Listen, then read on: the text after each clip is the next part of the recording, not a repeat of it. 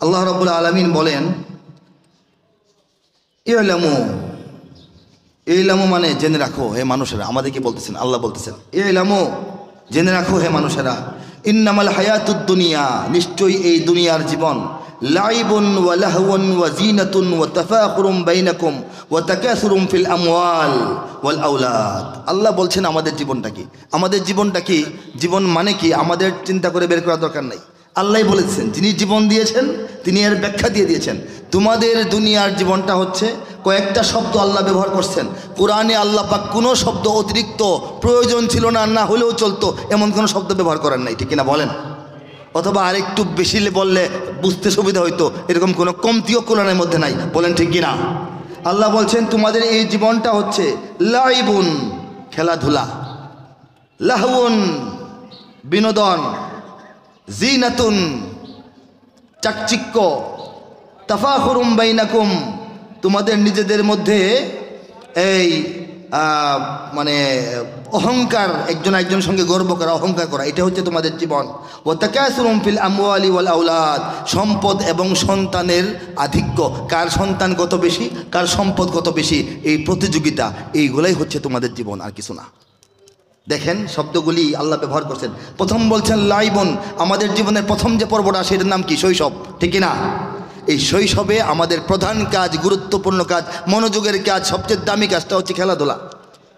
একটা শিশুর মা মারা গেছে, পিতা মারা গেছে, লাশ শুয়ে রাখা হয়েছে উঠানে, সে কিন্তু বোঝে না, সে তার ফুটবল খুঁজে, ফুটবল হারিয়ে গেছে, ঠিক কিনা? এই বয়সে তোমার জীবনটা হচ্ছে খেলা, আর কিছু না।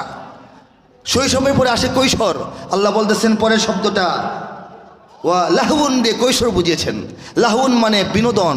যখন একটা শিশু কিশোর হয়ে যায় তখন শুধু খেলাধুলা নিয়ে ব্যস্ত থাকে না, তখন তার কার্টুন দেখতে ভাল লাগে, তার এই বিনোদনের অনেক কাজ, সাইকেল চালাতে ভাল লাগে, ঠিক কিনা বলেন? সাইকেল চালানো কি খেলা? সাইকেল চালানো কি খেলা? ফুটবল খেলার মতো, পুতুল খেলার মতো?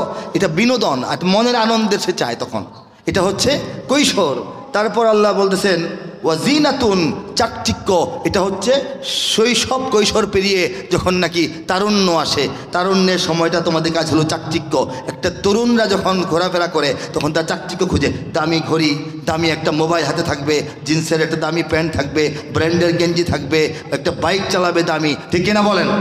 এই চাকচিক্যের চিন্তা শিশুর মাথায় থাকে না, কিশোরের মাথায় থাকে না। শিশুর মাথায় খেলা, কিশোরের মাথায় বিনোদন, আর চাকচিক্যের চিন্তা তারুণ্যে ভর করে। আল্লাহ পাক বলতেছেন তারপর তোমাদের যৌবনে তোমরা কি করো, এটা যৌবনে তোমরা তাফাখুরুম বাইনাকুম, যুবক বয়সে তোমরা একে অপরের সাথে গর্ব দেখাও, এই বাহাদুরি দেখাও।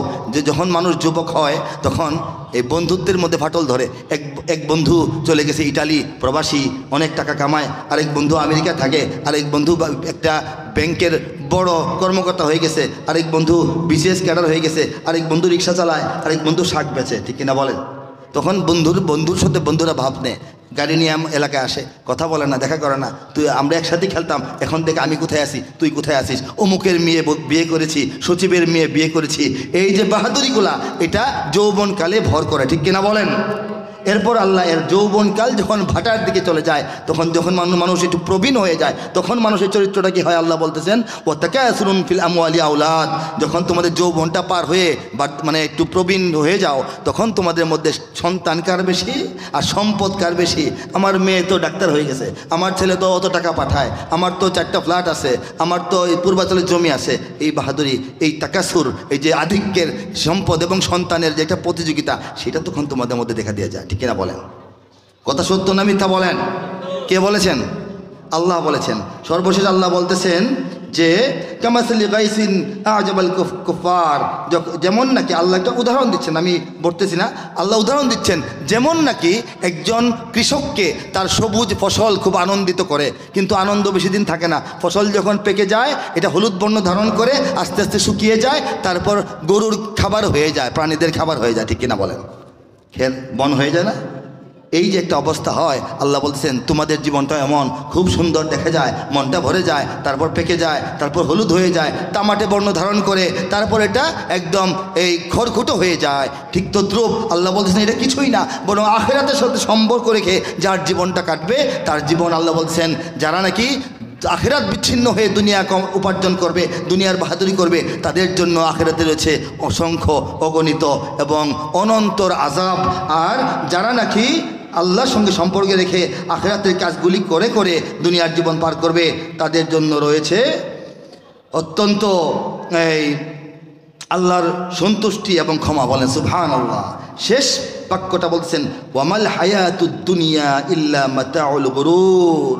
এত ব্যাখ্যার দরকার নাই হে মানুষেরা, আমার এক কথায় বুঝে নাও। কথাটা হচ্ছে ওয়ামাল হায়াতুদ দুনিয়া ইল্লা মাতাউল গুরুর। তোমাদের সবটা জীবনের দুনিয়া, সবটা যে জীবন আনন্দে দুঃখে বেদনায় আশায় আকাঙ্ক্ষায় পাওয়ায় না পাওয়ায় উত্থানে পতনে যে জীবনটা তোমরা পার করো, যে জীবনে তোমরা মত্ত হয়ে আসো, জীবনে দুঃখ আসলে একদম ভেঙে যাও আর সুখ আসলে একদম ভুলে যাও আমাকে, এই যে জীবন, এই জীবনটা কিছুই না।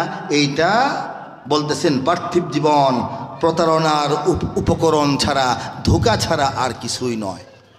একটা ধোঁকার পিছনে মানুষ পড়ে থাকে, বৃদ্ধ বয়সে বুঝে সারা জীবন কই কাটাইলাম, কার জন্য কি করলাম, ঠিক কিনা বলেন? রব্বুল আলামিন জীবনের ব্যাখ্যা দিয়ে দিয়েছেন।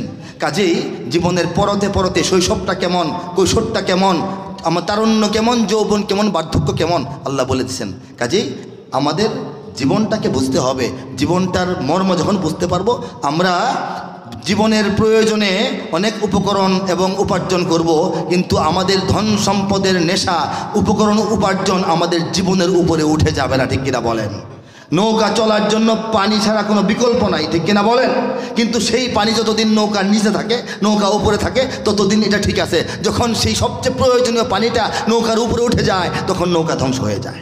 কাজে মানুষের জীবনের কামাই রোজগার, টাকা পয়সা, বাড়ি ঘর, সহায় সম্পদ, ধন দৌলত প্রয়োজন, জীবন চলার জন্য প্রয়োজন। এটা ছাড়া জীবন সুন্দর করে চলবে না। কিন্তু এইগুলির নেশা যখন জীবনের উপরে চলে আসবে, তখন জীবনটা নৌকার মতো ডুবে যাবে। বুঝাইতে পারছি? আল্লাহ পাক আমাদেরকে বোঝার, শোনার, আত্মস্থ করার এবং আমল করার তৌফিক দান করুন। ওয়া আখিরু দাওয়ানা আলহামদুলিল্লাহি রাব্বিল আলামিন।